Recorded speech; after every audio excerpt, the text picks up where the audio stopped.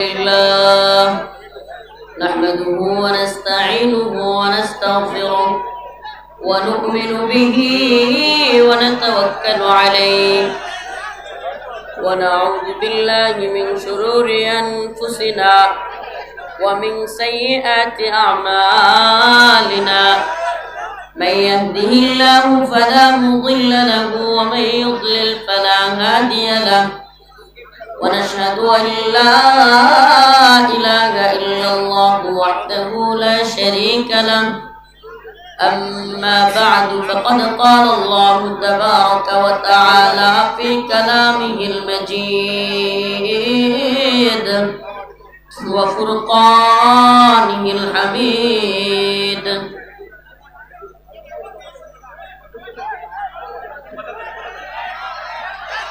أعوذ بالله من الشيطان الرجيم بسم الله الرحمن الرحيم لتجدن أشد الناس عداوة للذين آمنوا اليهود والذين أشركوا صدق الله مولانا العظيم وصدق رسوله النبي الكريم ونحن على ذلك من الشاهدين والشاكرين والحمد لله رب العالمين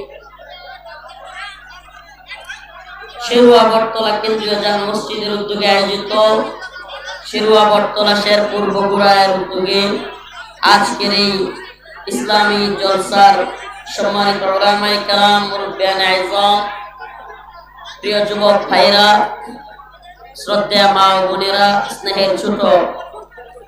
স্নেহের ছোট ভাইরা আল্লাহ রাব্বুল আলামিনের দরবারে অসংখ্য অগণিত শুকরিয়া যে মহান রব্বুল আলামিন আপনাকে আমাকে দয়া করে মায়া করে ভালোবেসে কোরআন সুন্নাহর কিছু কথা বলার এবং শোনার জন্য এত সুন্দর ব্যবস্থাপনা করে দিয়েছেন। সেজন্য অন্তরের অন্তঃস্থল থেকে কালিমাতুশ শুকুর আদায় করে স্বতঃস্ফূর্ত আওয়াজ করে বলি আলহামদুলিল্লাহ। দয়া করে মঞ্চে আর কেউ কথা বলবেন না। এই আপনারা কি কোন বক্তা পাইছেন এখন? মঞ্চে কথা বলবেন না। আপনি কি শুরু করছেন? আপনারা মঞ্চে আরেকটা কথা বলবেন না। একজনের কানা ঘুষা, একজনের সেলফি তোলা, এটা ডিস্টার্ব হচ্ছে। এই বাবা প্লিজ, প্রোগ্রামে কিন্তু অন্যান্য জায়গায় লোক হয় না এমন না, আপনারা বগুড়া শেরপুরেই হয়েছে এমন না, কিন্তু দয়া করে একটু নিজেদেরকে আবেগটাকে নিয়ন্ত্রণ রাখতে হবে। এখানে অনিয়ন্ত্রিত আবেগ ক্ষতির কারণ হয়ে যাবে। আমরা খুতবা করতেছি, কোরআন তিলাওয়াত করতেছি, তবুও কিন্তু নিয়ন্ত্রণে আসতেছেন না। তা আমি অল্প সময় দিব, অনেক দূর থেকে। আপনি জানেন আমি কি, আমার অবস্থাটা শুনবেন। গতকালকে সারা রাত টাঙ্গাইলে প্রোগ্রাম করে ঘুমাই নেই। সকালে হাজিরা ছিল কোর্টে, সকালেও ঘুমাইতে পারি নাই, কোর্টে গিয়ে পড়ে রয়েছি। আলহামদুলিল্লাহ 4টা মামলা থেকে হাসিনার জুলুম থেকে আল্লাহ মুক্তি দান করছে। 4টা মামলায় খালাস পাইছি। তো কিন্তু এই যে ঘুম নাই, খাওয়া নাই, আসি গোসল নাই। এই রাত্রে প্রথম একবার ভাত খাইছি, তাও কি ওই যে সিরাজগঞ্জে প্রোগ্রাম করে। তো এইভাবে আমরা আসি, তবুও যদি আপনারা ডিস্টার্ব করেন, মনে কষ্ট নিচ্ছেন। কিন্তু আমাদের দমক দেওয়া ছাড়া উপায় থাকে না। মানুষ এত বেশি বিরক্ত করে, কোরআন তিলাওয়াত করতেছি, খুতবা পড়তেছি, তবুও চিৎকার করতেছে। দেখাটা মুখ্য উদ্দেশ্য না। কথাগুলো শুনেন, কথাগুলো শুনেন। আমাদের শত্রুর অভাব নাই, আমাদের শত্রুর অভাব নাই। হাসিনা চলে গেছে, কিন্তু হাসিনারে যারা রাখছিল এদের ষড়যন্ত্র এখনো বন্ধ হয় নাই। এই ভারতের প্রেতাত্মারা, এই পাগলের দলের মাথা খারাপ হয়ে গেছে। হাসিনা ছিল এদের পুতুল, এখন পুতুল যখন চলে গেছে এদের মাথা গেছে খারাপ হয়ে। এখন এরা আমাদেরকে বন্যা দিয়ে মারতে চায়। এখন ছাত্রলীগকে লেলায় দেয়, এখন ছাত্রলীগ নিষিদ্ধ, আনসার লীগকে লেলায় দেয়। বিভিন্ন সময় এদেশকে অস্থির করার জন্য বিভিন্ন ষড়যন্ত্র হচ্ছে। তো এগুলো থেকে আমাদেরকে সজাগ থাকতে হবে। এখন পাগলের সুখ মনে মনে, কাগজ ওড়ায় টাকা গুনে, একটা কথা আছে না? কথা বুঝেন নাই মনে? পাগলের সুখ মনে মনে, কাগজ ওড়ায় টাকা গুনে। তো এরা এখন ডোনাল্ড ট্রাম্প নাকি ক্ষমতায় আইছে, এখন তারপর হাসিনা বুবু আবার আয়া বলবো। এটা কথা মনে রাখবেন, যদি কোনো জাতি সম্মিলিতভাবে কোন জালিমকে শহীদের মিছিলের উপর দিয়ে বিতাড়িত করে, ট্রাম্প কেন, ট্রাম্পের বাপেরও ক্ষমতা নাই এদেশে আবারও হাসিনাকে বসায়। ট্রাম্প আবারও, আরে এই জালিমকে, ওই জালিম তো ক্ষমতায় ছিলই, বসাইতে হবে কেন? এই র্যাব, পুলিশ, বিজিবি সব নিয়ন্ত্রণ সব কিছু মিলেও রাখতে পারছে? এখন কি আমেরিকার বাহিনী রাখবো নাকি তারে? এখন আবার আইলে পারাই তো মেরে লইব বাংলার জনগণ। তো এই জন্য সচেতন থাকতে হবে আমাদেরকে, সচেতনতা খুব জরুরি। আমি যে আয়াতে কারিমা তিলাওয়াত করেছি, লাতাজিদান্না শাদ্দান নাসি আদাওয়াতাল লিল্লাযিনা আমানুল ইয়াহুদ, লাতাজিদান্না শাদ্দান নাসি আদাওয়াতাল লিল্লাযিনা আমানুল ইয়াহুদ ওয়াল্লাযিনা আশরাকু। আল্লাহ রাব্বুল আলামিন বলেন, ও পৃথিবীর মুসলমান, জেনে রাখো পৃথিবীতে তোমাদের শত্রুতার জন্য সবচাইতে অগ্রগামী যে দুইটা দলকে পাবা, লাতাজিদান্না শাদ্দান নাস আদাওয়াতাল লিল্লাযিনা আমানুল ইয়াহুদ। এর প্রথম দল হলো ইহুদি। কোন দল? মুসলমানদের শত্রুতায় আল্লাহ বলতেছেন সর্বপ্রথম তোমরা যে দলকে পাবা এই দলটার নাম কি? ইহুদি। ইহুদি। এখন মিলায় দেখেন, গোটা পৃথিবীতে বিগত 1 শতাব্দীর হিসাবও যদি করেন, দেখবেন সবচাইতে বেশি নির্যাতিত মুসলিমদের একটা অঞ্চলের নাম হলো ফিলিস্তিন। এলাকার নাম কি?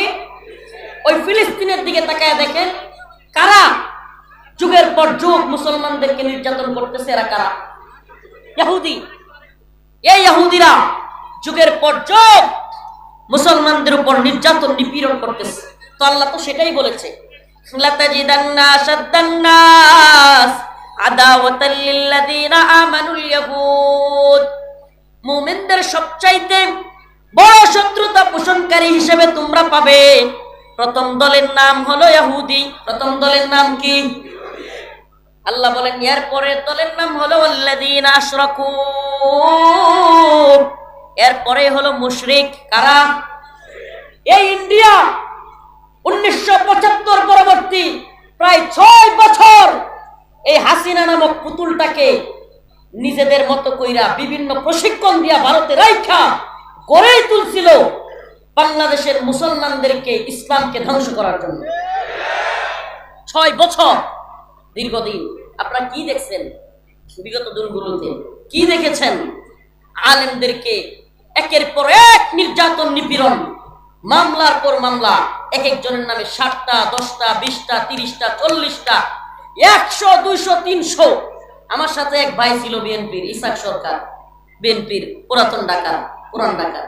ইসাক ভাইয়ের নামে মামলা ছিল প্রায় 350, পাশাপাশি রুমে ছিল। ইসাক ভাই সপ্তাহে এমন কোনো দিন নাই যেদিন 5টা 7টা মামলার হাজিরা থাকতো না। প্রতিদিন মামলার যদি কোনো গিনেস ওয়ার্ল্ড বুকে জায়গা করা যাইত, তাহলে অনেক নেতা কর্মী, জামাতের, হেফাজতের কিংবা বিএনপির, এরা গিনেস ওয়ার্ল্ড বুকে জায়গা পাইত।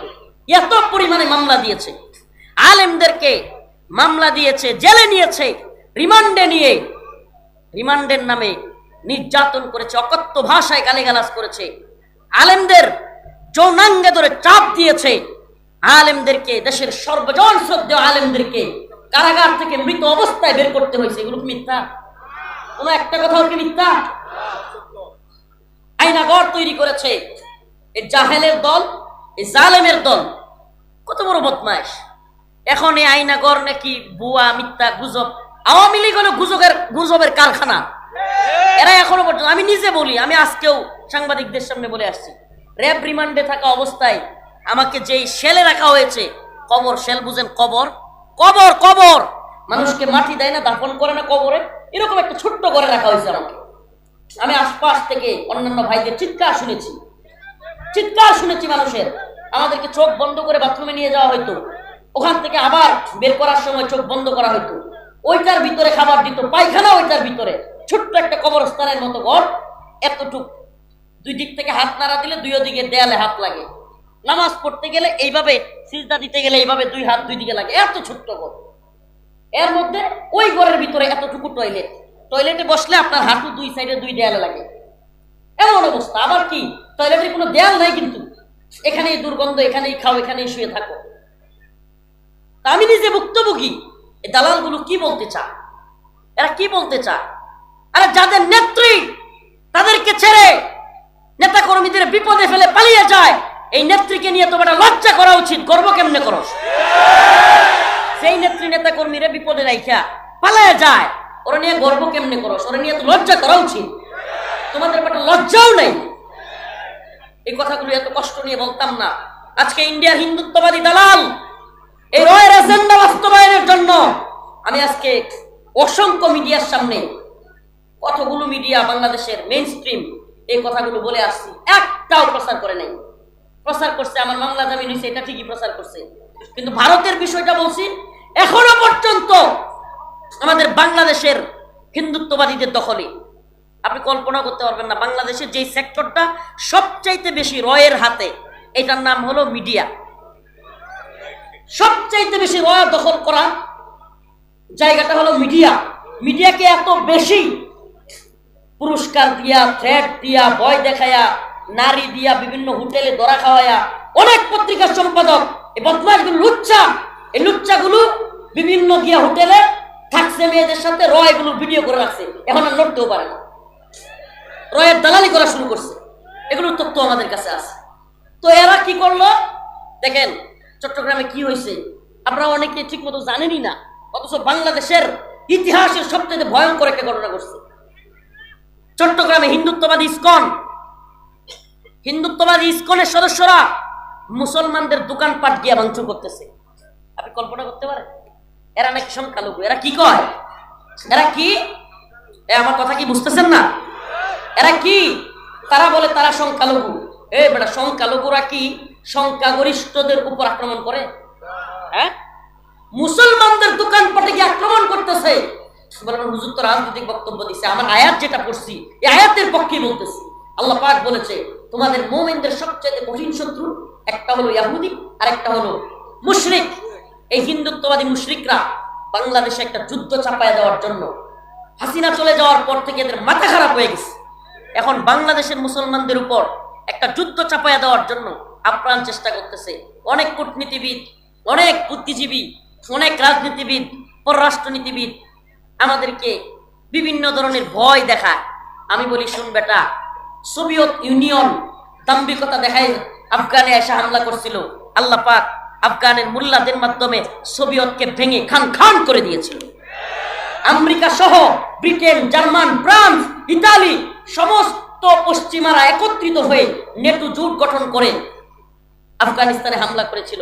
আল্লাহ পাক সেই নেটো জোটকেও আফগানিস্তানে 2021 সালে পরাজিত করে আফগানদের বিজয়ী করেছিল। এই আল্লাহ এখনো আছে না নাই? ভারতকে ভয় পাওয়ার টাইম আছে? আমরা একটা কথা বলি, আমরা দাঙ্গায় বিশ্বাসী না। আমরা হিন্দু মুসলিম দাঙ্গা হোক এটা আমাদের চাওয়া না।